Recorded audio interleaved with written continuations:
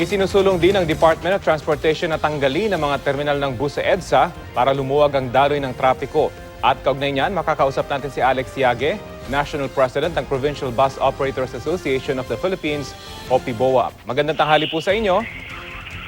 Magandang tanghali, Rafi at Tony at lahat ng tagapakinig natin. Opo, ano pong reaction nyo dun sa planong pagtatanggal ng mga bus terminal sa EDSA, although hindi na ito bagong panukala? Well, nandun ako sa hearing sa Senado kahapon at ang narinig ko doon sa Senado na sinabi ni Secretary Tugade, dalawang bagay, no? Kailangan maglagay muna sa ang departamento ng alternative na pupuntahan yung mga bus at saka just compensation. Yun ang binanggit niya. Hindi naman automatic na tatanggalin lahat yung bus ng bus dyan sa terminal sa EDSA. Pagkatapos, paano yung mga 400,000 mananakay na galing probinsya na pumapasok ng Manila? So, saan sila pupunta? So, dalawa yung bagay na binanggit ni Secretary Tugade na kailangan makipag-uusap siya sa amin kung paano natin matutupad yung dalawang binanggit niya. Yung alternative na pagdadala ng pasahero at pangalawa, yung just compensation kung sakali mang matutuloy ang pagsasara ng mga terminal. Pero kayo po ba, kinikilala nyo na talagang nakaka-contribute nga sa pagsisikip ng daloy ng trapiko sa EDSA itong mga bus terminals na ito? Well, alam mo, Rafi, nung araw yan, kailangan mo ng permit sa nung araw Public Service Commission pa yan, ano, bago ka magtayo ng terminal. Pero nung 1987, nung nagkaroon ng bagong gobyerno ng 1987, wala na kailangan permit para magtayo ng terminal. Kaya dumami ang terminal, hindi lang sa EDSA, kundi sa lahat ng mga pangunahing kalsada sa Metro Manila. So wala nang kailangan mo na lang ng local government unit na permit at sa aming pagsusuli, sa aming pag-aaral, maraming sa mga terminal na ito, hindi lang bus, ano, pati jeepney, pati AUV, at saka UV Express, na hindi sumusunod sa yung tamang patakaran na tinatawag nila na nose in, nose out. Sa amin, kailangan siguro, kung meron man na isara kagad, yung mga hindi sumusunod doon sa alituntunin na nose in, nose out. So ang binabanggit nyo po, pwede naman magkaroon ng mga terminal dyan sa EDSA, pero sundin lamang yung batas tungkol nga sa nose in, nose out. Opo. Kasi po, makikita po naman natin marami pong mga terminal, hindi po nasusunod yung polisiya na tinatag din po ng pamahalaan na kailangan pagpasok mo, hindi ka magmamaniobra sa kalsada. Sa ilang malalaking syudad po sa Pilipinas, may mga ganito nakatalaga ng mga bus terminal sa bukana ng metro area, sa Cebu at Davao, meron ganito. Opo. Pero sa Metro Manila, wala pong ganito at naipropose na rin po ito ng MMDA, hindi ho ba, na magkaroon ng north at south na terminals. Ano pong reaction nyo rito? Well, maganda rin po yung panukalan yan. Pero nabanggit po ni Secretary Tugade kahapon yung South Terminal. Pero siguro naman po, malalaman po ng publiko na yung South Terminal, ngayon lang po, wala pang bus terminal doon.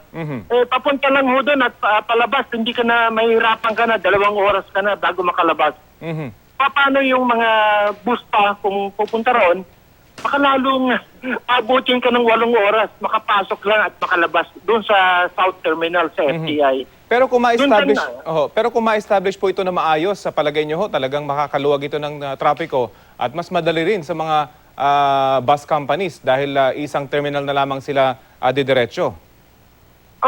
Tama po yun. Pero kailangan po natin, i-balance po natin yan, yung pangangailangan ng South Terminal at magandang mahusay na traffic, doon sa pangangailangan ng mga pasahero. Kasi, Rafi, meron tayong mga 400,000 mga mananakay galing probinsya na pupunta ng Manila. Kailangan nila magtrabaho, mag-aral, maghanap buhay at pumunta sa Senado, pupunta sa Kongreso.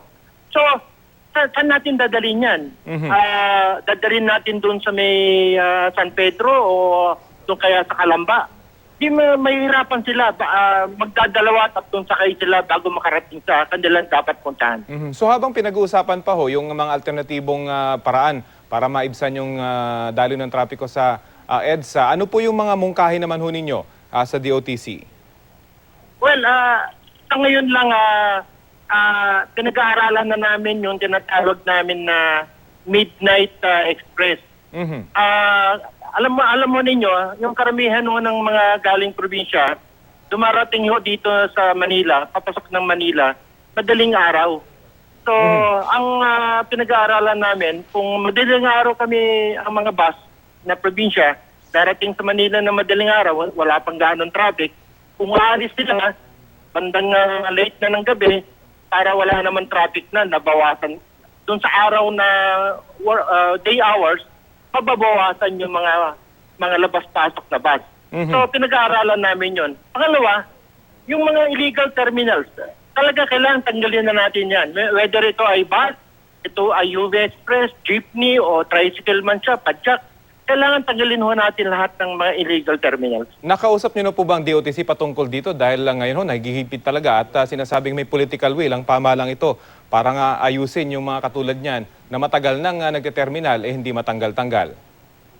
Actually po, nagbigay na po kami ng written proposal sa DOTC. Naka-address po kay Undersecretary Annely Lonto, copy furnished po si Secretary Tugade, si Congressman Cesar Sarmiento ng Transportation Committee po na chairman ng Congress, pati ho si Chairman Martin Delgra III LTFRB.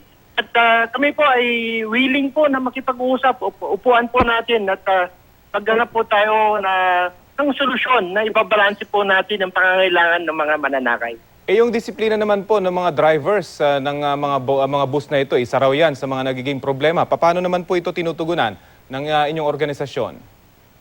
Alam mo, Rafi, magmula pa noong 2013, meron ng tinatawag na bus modernization program.